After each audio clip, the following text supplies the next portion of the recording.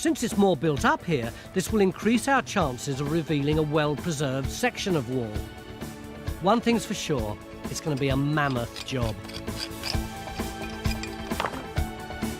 We're hoping that this trench will give us an indication of the wall's original dimensions and how it was constructed. But at the north wall, with less stone to shift, Phil and Faye are well ahead of the game. Are we getting anywhere with this trench? I think we are, actually. Right. We've just started to hit a different surface or a different layer, so it's a lot more compact. So I think actually it's beginning to get quite exciting. Is that the old ground surface then?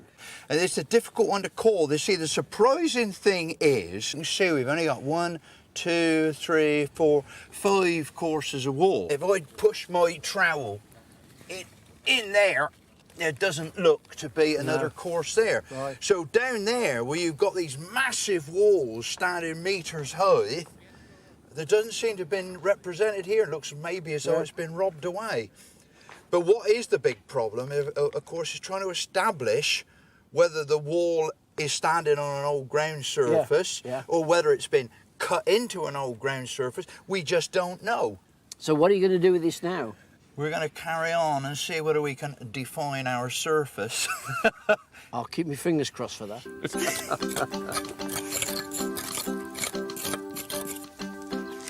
It's nearly end of day one, and as work continues on the walls, we're also clearing the interior to enable geophys to survey inside to see if they can find evidence of settlement.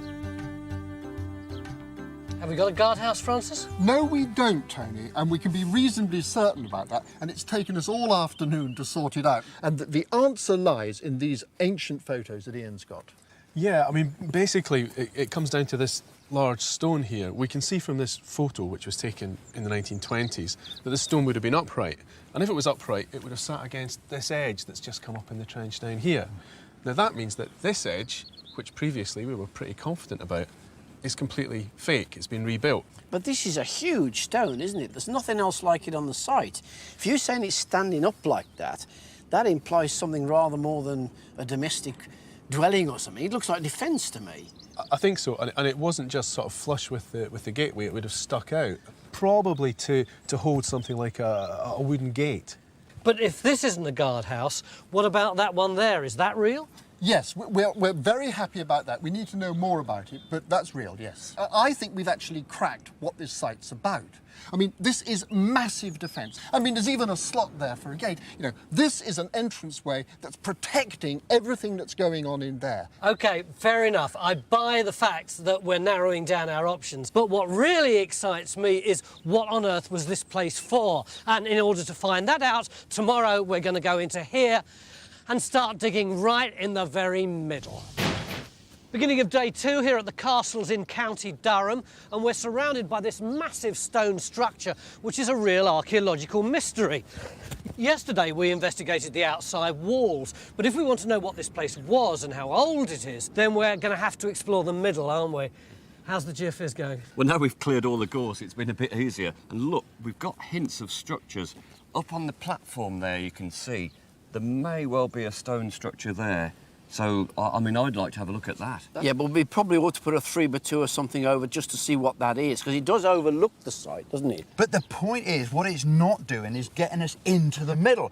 When you came here, you just leapt across this ditch. Yeah. What we're thinking about doing is maybe cleaning up one of Hodgkin's sections there, and you see we've also got one of his little trenches in here. Hang on, this is Hodgkin's original trench? Yes. Here. I just thought it was a natural stream. No, it's a they ditch didn't that believe right in through. reinstating in those No, days, they did didn't. So what we could do is clean up some sections in those. We can actually learn firsthand at whether or not he actually found anything in the middle of the enclosure. So we can look in there and we can look in there. This is another one at the back.